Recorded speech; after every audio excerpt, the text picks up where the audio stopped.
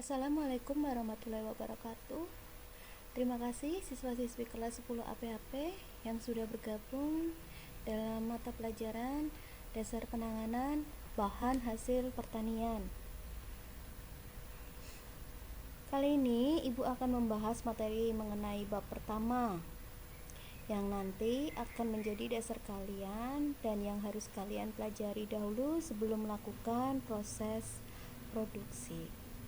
Mungkin kalian masih belum tahu nih apa itu APHP. APHP apa sih, Bu? APHP adalah agribisnis pengolahan hasil pertanian. Nah, nanti kalian di sini itu akan belajar memproduksi dari hasil pertanian. Dari hasil pertanian tersebut nanti akan kalian olah menjadi suatu produk, yaitu ada produk hasil hewani dan kemudian produk hasil dari nabati. Masuk ke materi tentang pengelompokan komoditas hasil pertanian. Jadi nanti di sini kalian akan belajar tentang mengetahui komoditas hasil pertanian. Itu dikelompokkan menjadi apa saja. Ibu kira kalian sudah tahu tentang hasil pertanian. Ya, biasanya hasil-hasil pertanian itu bisa kalian jumpai di pasar, kemudian bisa kalian jumpai di supermarket, bisa kalian jumpai di warung-warung yang menjual hasil pertanian. Berikutnya, ini Ibu akan menampilkan dua gambar. Bisa kalian lihat di sebelah kiri itu ada kacang, kemudian di sebelah kanan itu ada gambar daging. Keduanya memang sama-sama bahan pangan. Ya, perbedaannya untuk yang di sebelah kiri itu bahan pangan yang berasal dari sumber nabati, dan yang sebelah kanan itu bahan panganan yang berasalkan sumber hewani. Jenis-jenis komoditas hasil pertanian itu dibedakan menjadi 3 macam. Yang pertama sumber komoditas, kemudian yang kedua karakteristik agronomis, fisiologi dan gizi, kemudian yang ketiga perkembangan tren. Yang pertama, komoditas hasil pertanian berdasarkan sumber komoditas ya, dibedakan itu ada 2 macam, yaitu hewani yang berasal dari hewan dan yang nabati berasal dari tumbuh-tumbuhan. Di sini ada 2 contohnya, itu yang dari hewani itu Ibu memberikan contoh daging berupa daging ternak besar, kemudian ternak unggas, kemudian hasil ikan.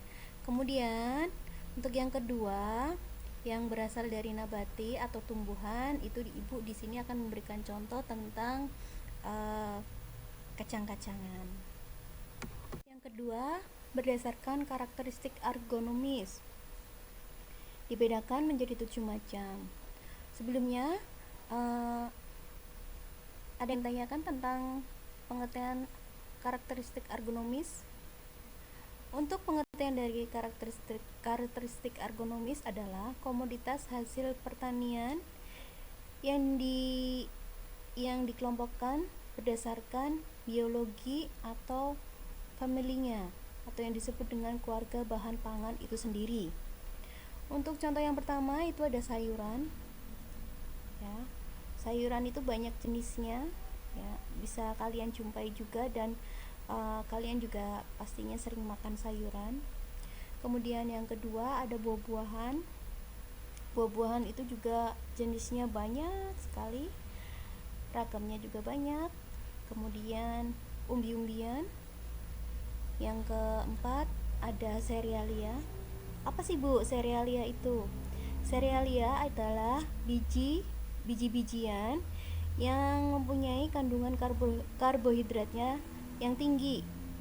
Contohnya apa saja sih? yang termasuk serealia.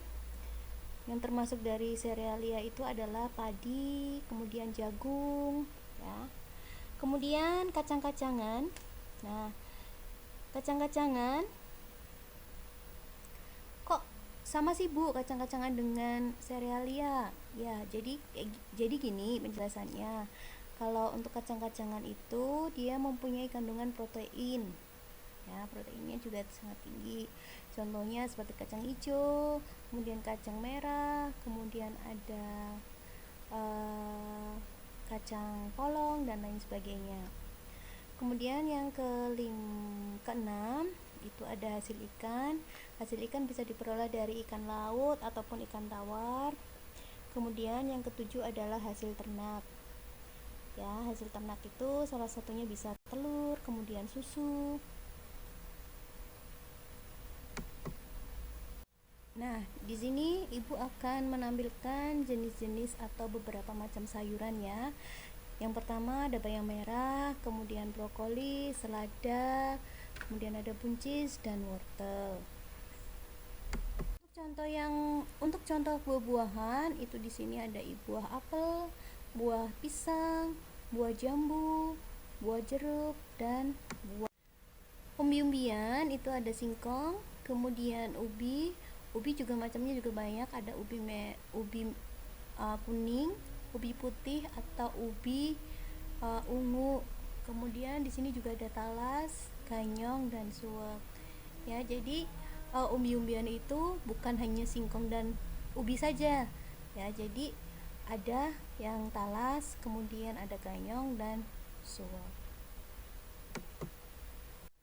Ini contoh dari serealia, itu dari gandum, kemudian dari jagung, dan yang ketiga itu dari. Kemudian ada contoh dari kacang-kacangan, itu ada kacang kedelai, kacang polong, kacang merah yang biasanya digunakan untuk membuat sup kacang.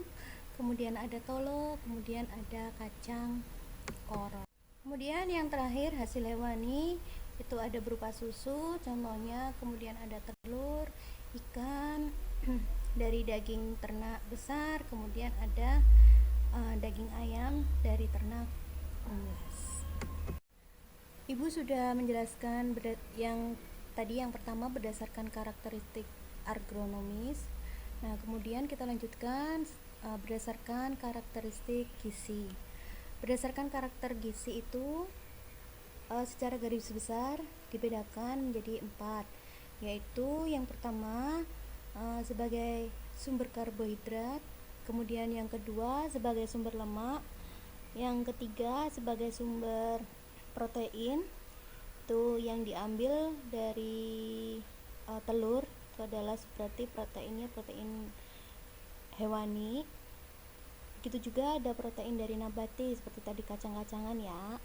Kemudian yang keempat itu air, vitamin dan mineral. Biasanya air, vitamin dan mineral itu terdapat pada buah-buahan ataupun sayuran.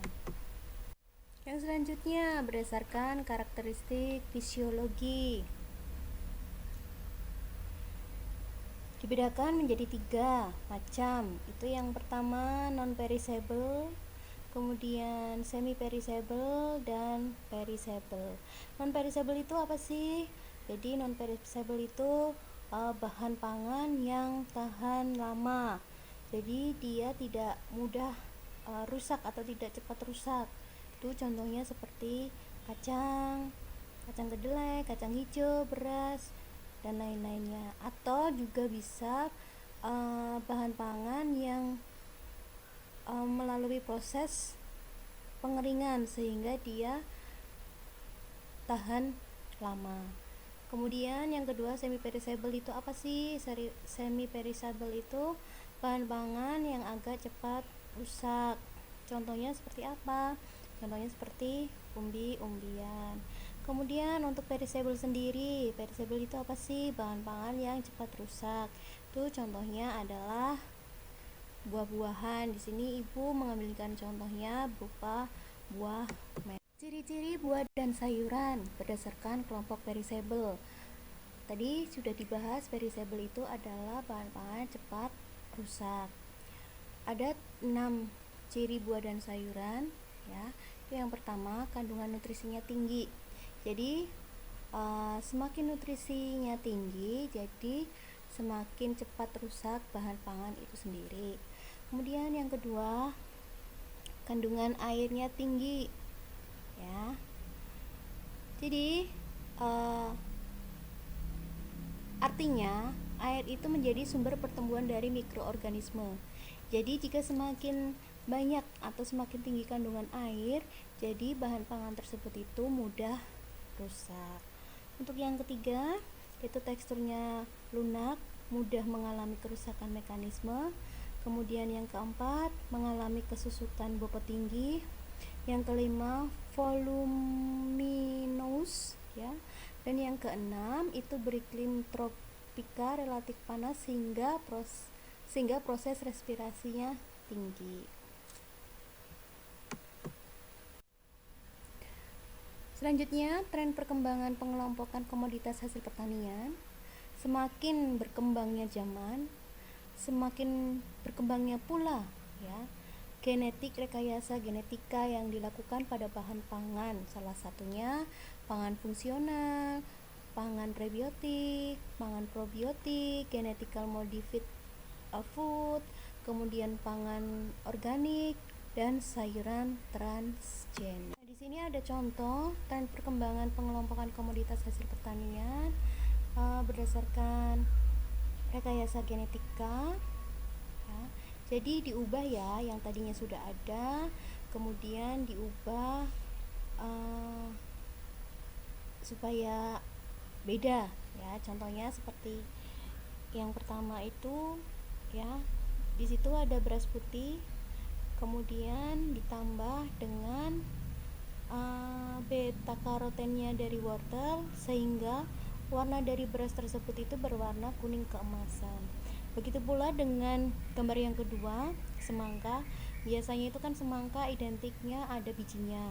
Jadi dengan adanya perubahan genetika, rekayasa genetika, jadi buah semangka itu dibuat ya tanpa biji atau semangka yang tidak ada bijinya.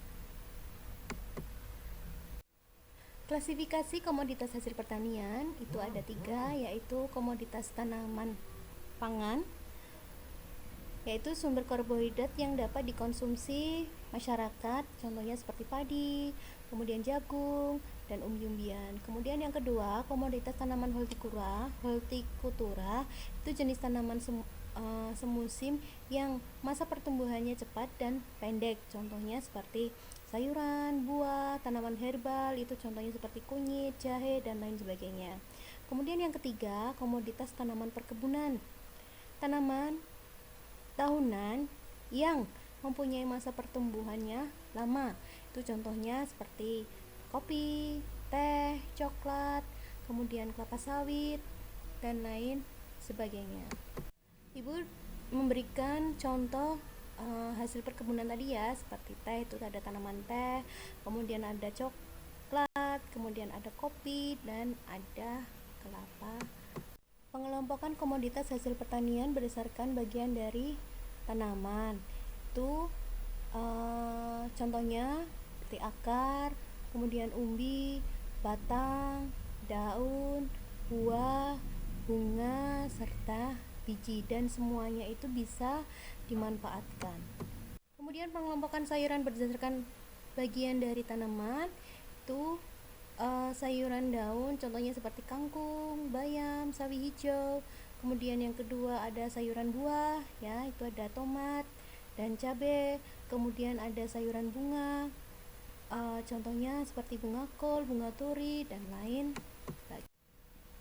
Pengelompokan berdasarkan iklim tempat tumbuh. Yang pertama ada iklim tropis atau panas, itu suhunya sekitar 25 derajat Celcius. Tanaman yang dapat tumbuh di iklim tropis yaitu daun pepaya, petai, jengkol, cabai, dan terong. Kemudian yang kedua iklim subtropis atau sedang, Suhunya maksimum 22 derajat Celcius. Tanaman yang bisa tumbuh di iklim subtropis adalah wortel, kubis, kentang, selada, dan jamur. Jadi anak-anak, komoditas hasil pertanian itu sangat banyak sekali ya. Jika kalian mengalami kesulitan pada pembelajaran daring kali ini atau yang ibu jelaskan, kalian tidak jelas, kalian bisa nanti tanyakan saja pada kolom komentar. Dan jangan lupa untuk hari ini kalian mengisi daftar hadir di kolom komentar juga, tulis namanya. Kemudian jangan lupa materi yang ibu berikan dicatat, kemudian difoto serta diupload di kolom tugas di Google Classroom sebagai bukti bahwa kalian mengikuti pembelajaran hari ini. Sekian yang ibu sampaikan, dan ibu harap kalian bisa mengerti atau menyimaknya. Insya Allah untuk pertemuan yang selanjutnya kita bertemu lagi di materi yang kedua. Dan jika kalian berkenan ya, mohon like dan subscribe ya video pembelajaran ini. Saya ucapkan terima kasih atas perhatiannya. Wassalamualaikum warahmatullahi wabarakatuh.